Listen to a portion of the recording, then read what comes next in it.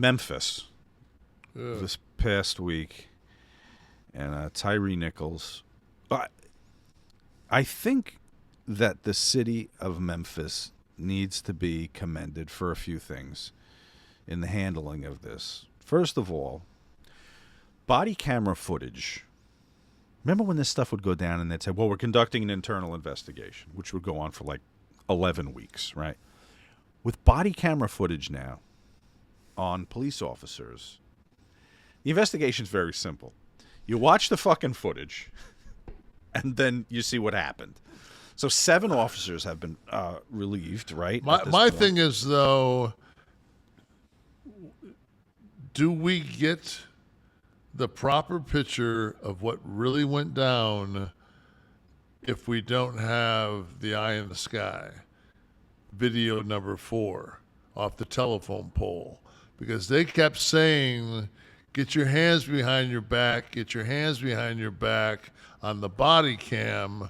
And when it coincided with the telephone pole, his hands were behind his back, cuffed, and they were punching him in the head.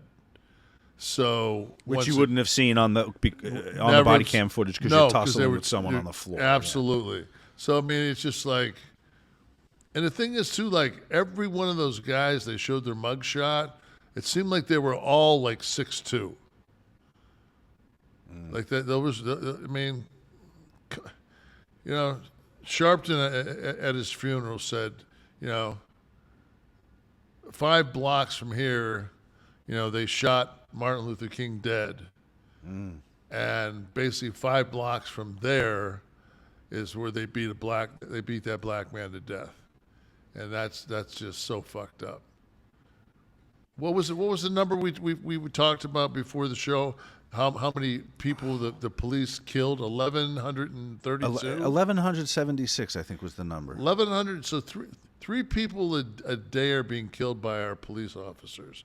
Now, granted, you know, there was the kid in fucking Target 2 days ago that they had to, right. I mean, I'm on top of all that, there's nobody that's got a fucking worse job in the world, unless you teach 6th graders, besides a cop. Oh, they're going to say someone at Target, stocking shelves at Target. No, well, you mean the cops. Okay. Yeah, the cops have the worst job on earth.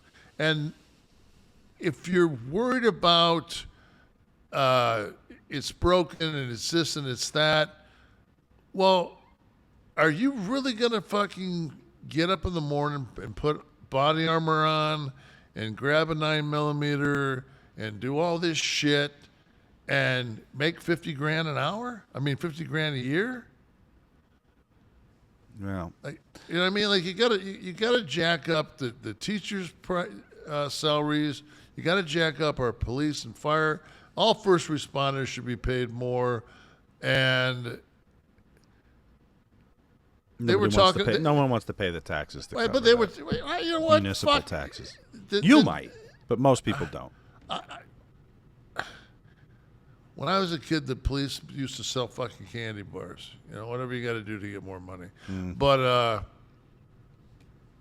they were saying, like, some countries, like in Norway, you've got like a year, you know, that you have to be trained before you become a police officer. And in most areas in the United States, it's, you know, 12, 16 weeks. And it's just... Watching that, number one, it was a traffic stop, and you can hear in his voice, like, what I'm dude, like I'm on my back. Like, you really going for this, man? Like he's like, what the fuck? And then on top of all that, the white dude tases him. He takes off and is smart enough to disrobe what the barbs where he's getting shocked. He takes off. Well, I heard a story. I hate to be the rumor mill, but I heard a story that the gentleman that they killed was involved with one of the police officers a girlfriend or somebody that they had in their lives at some point, and because it sure is funny that when you watch the tape, he runs past the front of his car and takes a left up that street. The next undercover charger is coming the opposite way of their cars. They send it up that road. So why would you send a car up that road when the dude clearly took a left in the road in front of you, unless you knew exactly who that was and you were going to go get him because you know where he was going? And then then another person, and this is all rumors and bullshit, and I hate to be that guy, but you got to look into it. Somebody said that his brother was messed with 5-6 days earlier by that same group of cats and got held down and got a gun stuck to his head. A gunpoint, right? Yeah, I did see that too. Yeah, so it's just they had a group years ago when I was living in Atlanta. I was working at the Cheetah, and they were called the Red Dogs, and they worked Techwood, and all the guys were big boys. You were police officers? It was like a unit in the force? Yeah, drug and violent crime, and they had to disband them guys. Those guys were cracking heads. When you get a bunch of dudes that are being basically chosen, like I said, they're all 6'2". If you're going to look like the offensive line from Philadelphia, I don't think you're getting them to de-escalate. Yeah. Oh, I got it. Yeah. And that's New York. Every city that has these task forces, I'll call them, and I guess they're an informal division of detectives or police officers that are sent into certain areas to handle a specialized segment of crime. New York, it was called what was it? Street crimes. It was called, and they had that was the frisk, the stop and frisk policy, which all they had to say was, "I suspect somebody has a gun," and that was license enough to toss them, as they say. I think they've since disbanded that. I think the current mayor was talking about bring it back in a modified form. But I just wanted to say something about that number 1176. And you said in no way are we saying that 1,176 people that were killed by police officers in the United States, that they were all, or even a majority were unjustified, I'm sure. But that frightening number of 1,176 people shot and killed by police officers in this country, you have to have the larger gun discussion, don't you? I mean, it always comes back to this because you mentioned the guy in Target. Yeah, that'll be one of those. Well, it'll be in this year's data, but whoever that was last year, because there were plenty of those, that was one of that 1176. As was the dude, beating the shit out of his girlfriend that comes to the door armed. They're dropping him, obviously. So you have to have the larger discussion about guns when you look at that 1176. In no way does it suggest that it's yeah, but these five cops just beat the fuck out of them with their fists, a baton, and this instance, absolutely. Absolutely. And they kicked. How about the fucking dude that kicks him in the head twice, and then fucking goes and sells his shin for the rest of the film? He kicked him so fucking hard. He kicks him. The first one he fucking lays it in. The second one's kind of a not. And then he fucking walks around and sells the kick like, man, I fucked my shin up. Are you kidding me? And then now they're all standing around going, yeah, man, he went for my gun. He went for my gun too. Yeah, I think he had a laser beam on him. Yeah, I thought I saw a laser beam on him too. Those motherfuckers knew that their shit was fried. And then those paramedics that came, Jesus. I was just going to say, what the fuck was that? Even more bizarre were the EMTs that walked up, looked down. I think they said, like, sit up, wake up, you okay? And for like 7 minutes or whatever the time, did nothing. 8 or 9. And how about this? How about the fact that once you beat the fucking somebody to basically in a coma, can we not maybe just at some point maybe cuff him in front so when the EMTs do get there and they have to put him on a stretcher that he's not on his rotator cuffs? Or you could be like those assholes that put the guy face down and asphyxiated him. That was maybe 3 or 4 weeks ago that whole thing went through. It's just like drop a bunch of 60 IQ motherfuckers into an area and give them immunity and see how that fucking turns out. Yeah. Interesting thing you mentioned about the story here with the girlfriend or female friend, and I hadn't heard that, but it would explain why 5 officers who really could have had this under control went to that length. Especially when that was the thing I couldn't figure out. When you're standing him up, and I mean, it looked like they were beating him into a fucking gang, is what it looked like. I mean, it looked like a beat in. Right. Not a beat down. It looked like a beat in. Like right. Fucking like the initiation. The fucking hooks to the head, and I mean, it's just like. And my son got pulled over and got fucking roughed up, when he was 15 years old, and he never recovered from that. And it's just like, thank God they didn't, once they got his license and figured out that he was, he had long hair and everything else, thank God they didn't. But then they took him to the police station that didn't have juvenile facilities and handcuffed him in a restroom to a fucking sink.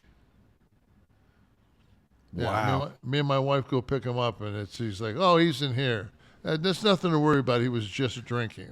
Oh, just drinking as opposed to smoking a bone where you guys would have pulled him over for going 7 miles an hour. Like, Jesus. Handcuffed to a sink in the bathroom. Yeah, sitting on the floor.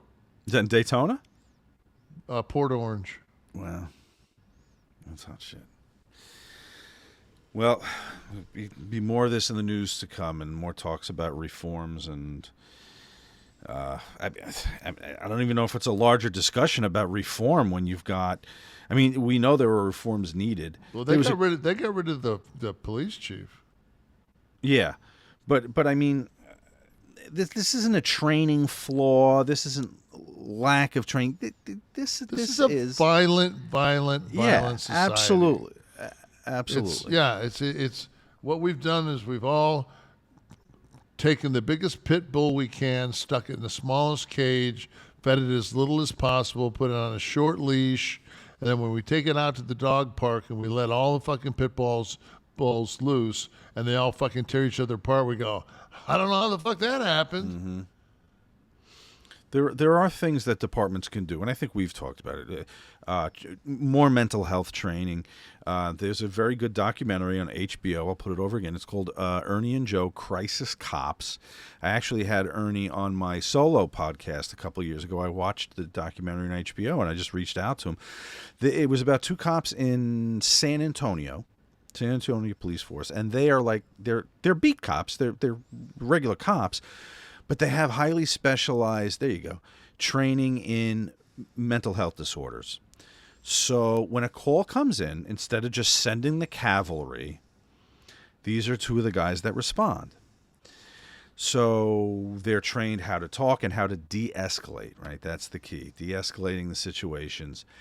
And this documentary, I caught this documentary right after the George Floyd thing, and I wanted to have them on because I just thought it was such a great resource. There's something like 90 hours of firearm training in the police academy and like 10 in mental health and mental health crises that they would have to deal with. So just that disproportionate focus speaks volumes. When I was trained at the military police academy, the one thing that we spent the most time on is, and it's probably one of the most volatile situations you'll ever get into as a police officer, is a domestic. Yes, right. I mean, because if the first thing you do is you go in and you separate. As far as possible, you separate.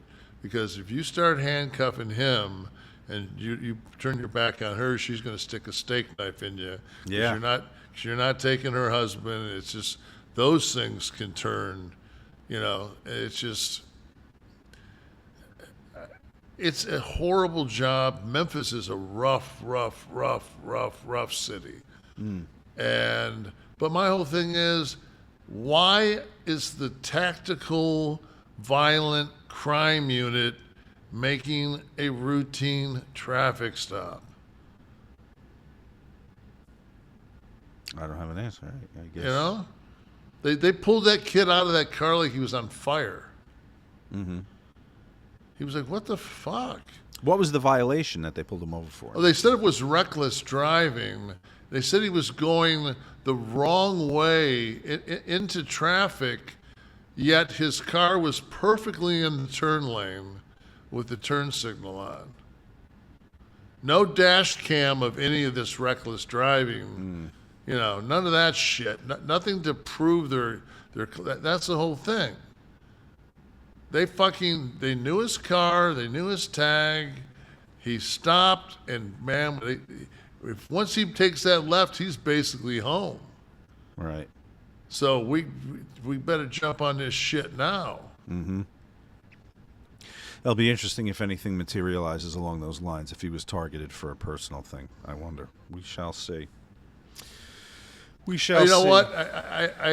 I hope that there's something at least that diabolical, and it's just not those that were, because it's, instead of police just going to say, pretty soon Lord of the Flies on the side of the car. Right. Well, that's the thing, that it's not some diabolical just loss of control in society, and